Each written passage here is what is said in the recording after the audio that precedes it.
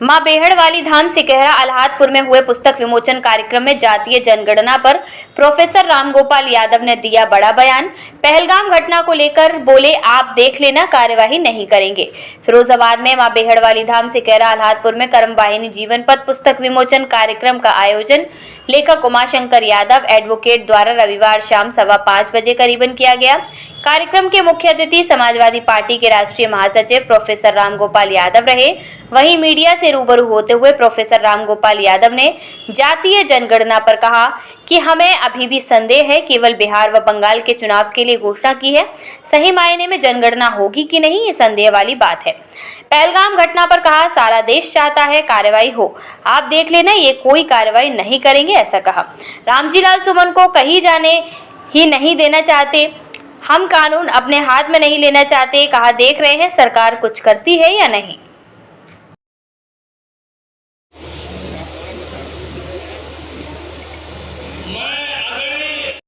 माता रानी के दरबार में और सुप्रभ आदरणीय श्री उमाशंकर यादव जी श्रद्धेय बोल बेहड़ वाली मैया की।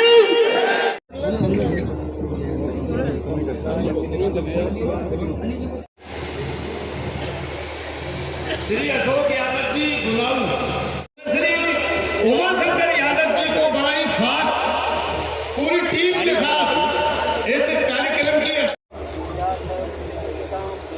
बोलो सरस्वती मैया की जय। रिटायर्ड DPSP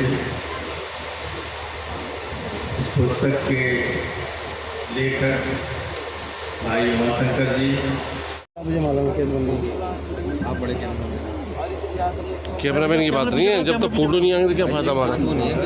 कृपा करना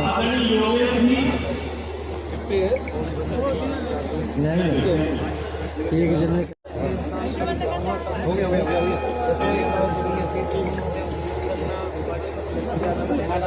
आदर्श हम सबके आदर्श, हम सबके आइडियल आदरणीय प्रोफेसर साहब के कर कमलों द्वारा इस कर्म विवेक में फर्क होता है।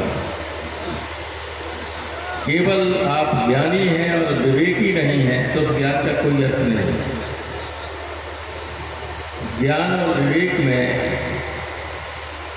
वही अंतर। किताबों में रखी हुई पुस्तकों में रखा हुआ जो ज्ञान होता है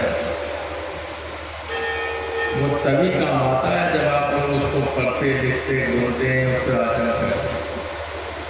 हमने कर्मवाहिनी जीवन पथ का मतलब होता है कर्म के वाहन पर चढ़कर जीवन का रास्ता तय। तो मैंने इस पुस्तक को 18 पुराण, उपनिषद, गीता जी और तमाम विद्वानों की किताबों को पढ़कर मैंने उनका सार निकाला है और इसमें मैंने जीवन के हर पहलू पर चिंतन और मनन किया है।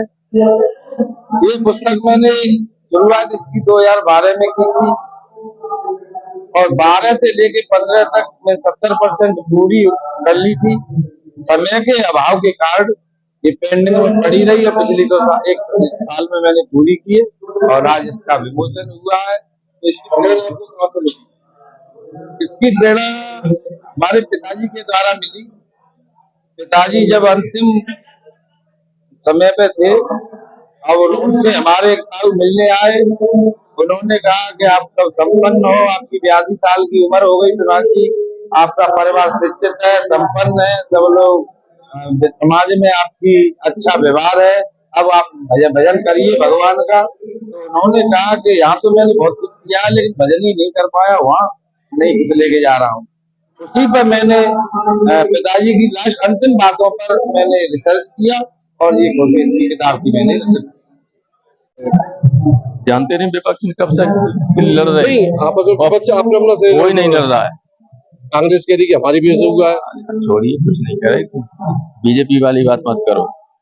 यही रोज कल कह रहे थे कि जातिगत जनगणना कराने मांगने वाले देश में गृह युद्ध कराना चाहते हैं।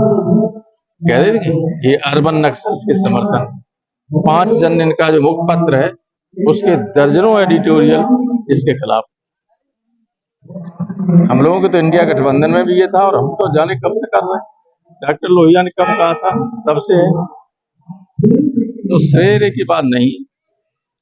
लेकिन जब कोई चुनाव आता है और इस सरकार की या पार्टी की नैया डगमगाती है तब ये सही रास्ते पे आते। लेकिन हमें अभी भी संदेह है कि ये केवल बिहार और बंगाल के चुनाव के लिए घोषणा की है और सही अर्थों में जनगणना होगी भी नहीं कि ये संदेह की बात है। सरकार जो है विपक्ष के दबाव में आ गई क्या? सरकार हमेशा जनता के दबाव में आती है। सारी अंतर जो उनकी आरएसएस और बीजेपी की आंतरिक जो है एस्टिमेट उन्होंने लगाया, जो अनुमान लगाया गया है, आकलन किया गया है, उसमें वो हर जगह फेल। ऐसा तो नहीं पहलगांव के मुद्दों को दबाने के लिए जो घोषणा कर दी हो? अभी हम इसलिए नहीं कहना चाहते कि ये कहेंगे तो तुरंत हम पे देशद्रोह का आरोप लग जाए, तो मैं इस पर कोई जवाब नहीं देना चाहता। आज लेकिन सारा देश चाहता है कि कार्रवाई हो और आप देख लेना ये कोई कार्रवाई नहीं करे। आज रामलीला सुमन जी को रोक लिया पुलिस ने। ऐसा रामलीला सुमन जी को कहीं जाना ही नहीं देना चाहते। रोज आज फिर आई कि जिनके हाथ पैर जब तक नहीं तोड़ देंगे तब तक मानेंगे नहीं। तो ये है रामलीला सुमन को बिगाड़ कुछ नहीं पाएंगे।